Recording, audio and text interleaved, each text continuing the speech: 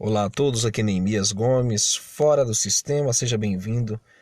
Pessoal, nós vamos falar hoje sobre uma revelação tremenda na capa The Economist sobre este ano de 2021. Em 2015, nessa capa aí, nós vimos Hillary Clinton e uma alusão ao fundo, ao urso, né, com aquela estrelinha ali, fazendo ali uma relação com a Rússia e acima o símbolo da OTAN, né, que é uma força militar europeia. O que acontece? Nós vimos ali que em 2015, se essa mulher tivesse sido eleita, poderia ter havido um conflito de pronto contra a Rússia. Agora, por que não aconteceu? Porque realmente algo não permitiu que fosse o tempo ainda. Trump, então, entrou no poder, tinha ali uma certa simpatia de Vladimir Putin da Rússia, e as únicas tensões que houveram no governo Trump foram em relação à Coreia do Norte, né? E a questão do apoio da China. Mas, enfim, ainda não era o tempo de uma terceira G mundial. E aí você vê como Trump se deu bem com a Rússia. Trump é um dos únicos presidentes que não iniciaram nenhuma guerra durante o mandato dele.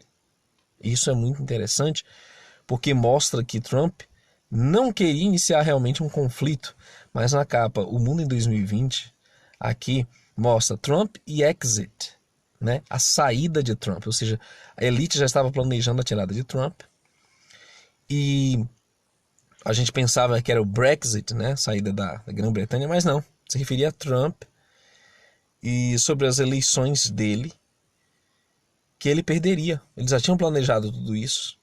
Vocês sabem que a elite trabalha com a dialética tese, antítese, síntese, né, para poder jogar para os dois lados. Mas no final da capa tem War e Russia, ou seja, guerra e Rússia. E isso na capa de 2020. Eles anunciavam que a guerra começaria com a Rússia. Mas resta saber contra quem a Rússia faria uma guerra. É interessante que tem a palavra associada ali do lado da Rússia, Nightingale, que é a enfermeira que supostamente, né, se destacou na história da Grã-Bretanha e tal, toda essa historinha, mas é algo muito mais sério. Na verdade, Nightingale, a palavra pássaro-mimo em português. Esse pássaro é o símbolo de uma nação que vai iniciar uma terceira G com a Rússia. E na enciclopédia da Ucrânia, nós vemos que esse tal pássaro-mimo é o pássaro que representa a nação da Ucrânia, né? Nação ucraniana. Canções populares. Agora, eles colocaram um código que a Rússia vai começar um conflito contra a Ucrânia. Acabei de ler uma matéria hoje que o próprio Biden parece estar provocando uma situação em que Ucrânia e Rússia se enfrentem. E a palavra guerra está destacada na revista Illuminati, né, dos Rothschild, com a Rússia e Nightingale, em inglês, o nome da enfermeira, mas que na verdade é o pássaro-mimo da Ucrânia, um conflito entre Ucrânia e Rússia pela Crimeia, que poderia se decidir já nesse ano, porque, de acordo com o decreto número 117 do presidente da Ucrânia, desse ano, ele no texto disse que sobre a decisão do Conselho de Segurança e Defesa Nacional da Ucrânia, de 11 de março de 2021, sobre a estratégia de desocupação e reintegração do território ocupado temporariamente pela República Autônoma da Crimeia e a cidade Sebastopol, em conformidade com o artigo 117, onde, na verdade, eles vão declarar o conflito, eles já declararam conflito direto contra a Rússia, pelo território ocupado pela Rússia em uma guerra passada, aí, até recente. E, obviamente, os russos nunca vão entregar voluntariamente esse território e eles vão tentar recuperar o território deles, né? No caso a Ucrânia, e vai haver conflito. e eles estão já despachando tropas, armamento pesado, a coisa é muito séria, e nessa semana agora passada a coisa acabou de esquentar. E as pessoas temem que uma invasão de grande escala, por outro lado, dos líderes militares ocidentais, preocupam o movimento das tropas russas, que tem presenciado nos últimos dias uma condução a uma invasão. E se ocorrer essa invasão, vai colocar a administração de Biden, os líderes da União Europeia, os altos escalões da OTAN, certamente a administração para um conflito. E essa é uma capa. A próxima guerra, o crescimento da ameaça de um grande conflito mundial, pelos Rothschild na revista The Economist, anunciando que vai sim acontecer uma terceira G.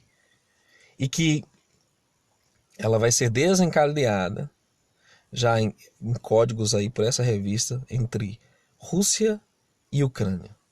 E de um lado os aliados da Rússia e de outro os aliados da Ucrânia, né, que é o Ocidente, a OTAN, a União Europeia, Biden. E nós não podemos esquecer, na capa desse ano tem ali a bombinha com o Biden embaixo. Nesta outra capa nós temos o urso com a estrela, né, a estrela lá do regime comunista. Bom, queridos, o que você tem que saber sobre todo esse conflito?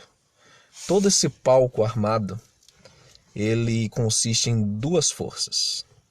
Aparentemente, eles colocam como se fosse o bandido e o mocinho, bem e o mal. A narrativa é de cada imprensa mundial. No Ocidente, o bandido é o Oriente. No Oriente, o bandido é o Ocidente. É sempre assim que eles jogam.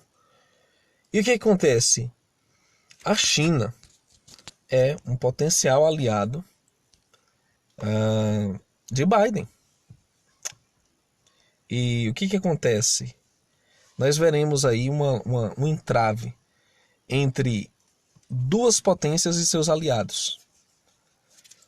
De um lado, né, nós temos aí o poder russo, que tem aliados fortíssimos, como ali no Turquia, Irã.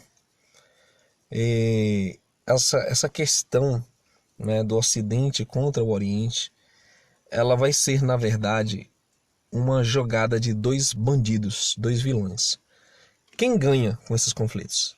Os que fabricam armas. Quem são os detentores das fábricas? Ora, os Illuminatis. Supermaçons que controlam toda a produção militar mundial. E ninguém faz tanques, aviões, mísseis para ficar guardado em alojamentos, não, gente. Isso tudo é feito para ser usado. Ninguém exibe porta-aviões, tanques, para ficar só tirando foto e filmando. Não.